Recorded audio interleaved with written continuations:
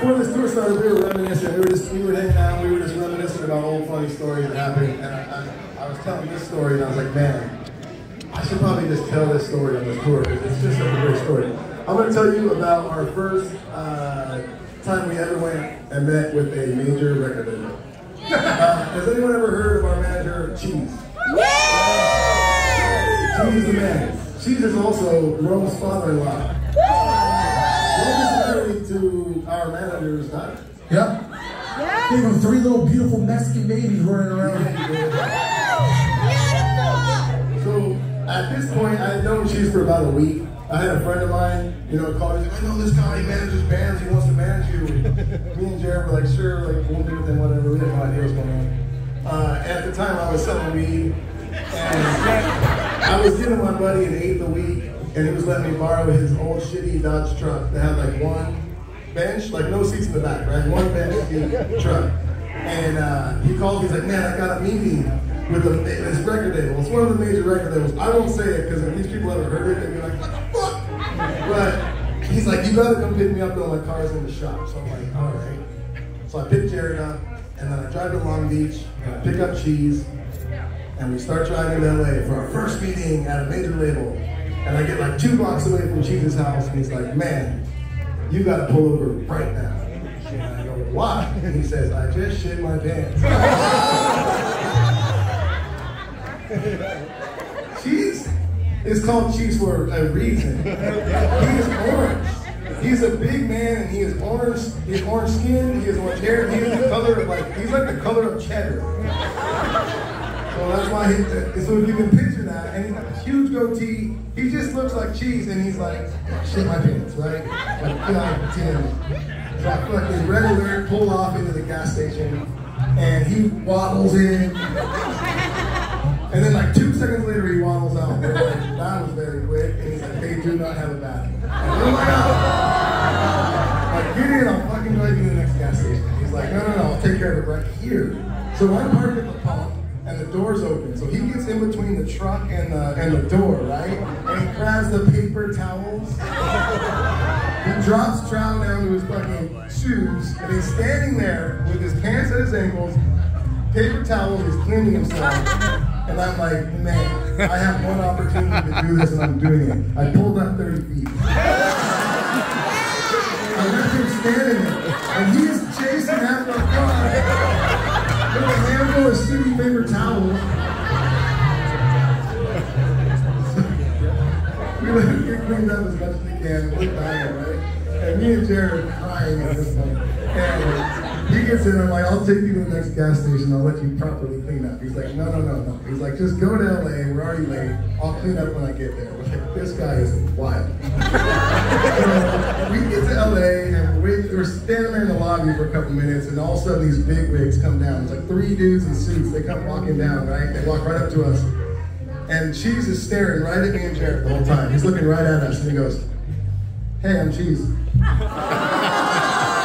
And he shakes all their hands. And after he shakes their hands, he goes, where's your restroom at? And he walked to the restroom to clean up, and while he was in the restroom, me and Jared looked at each other and we're like, that's our manager. That's our guy for life. That's a true story. That's Cheese boy right there. Yeah, I've been a crazy road, man.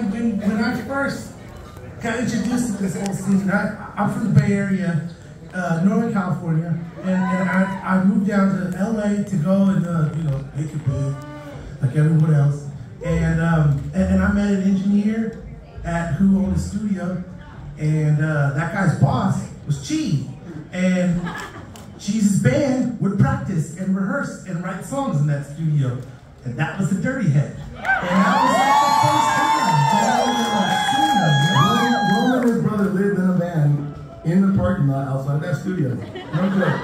Yeah, good times, man. We had a 1992 Chevy G20 conversion van. This is before, the shit was cool. Nothing worked inside. And we go, showering at random friends' houses and swimming pools and stuff. But it's a good time. I got to be into the music, and I got to see them put together the records and kind of see what the inner workings of how like a band. It's like from early on, like watching like the Dirty Heads like practice and stuff, like they weren't famous or anything yet by any means. They were just getting their shit, you know, going and stuff. But you could clearly tell, like, this band had something. You guys just did the Viva La Vida thing, and that got like millions of views on YouTube. And I was like, these guys are fucking dope. But you could clearly see like they were going places. So it was just kind of like a, you know, not to cut you off, but a cool little story, just one little snippet, and then you get back on.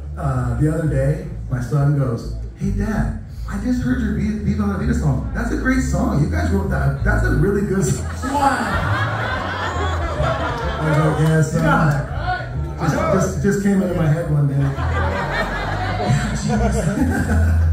But no, so you know, it was a really organic way to kind of just like meet everybody and see everything going. And one day, you know, Chi saw me hanging around the studio and he was like, "Oh, you play music too?" I'm like, "Dude, yeah, love what you're doing here. Fucking sick."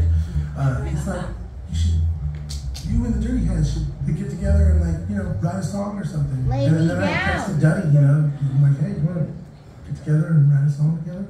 And he was like, "Yeah, come over."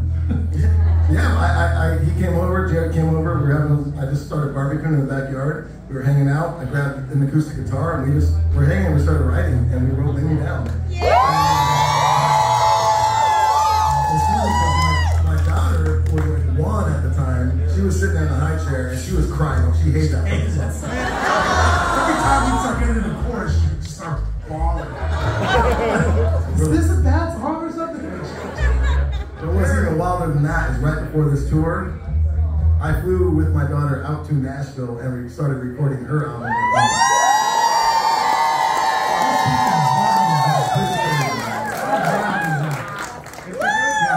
We're fucking old. That's what I'm trying to say.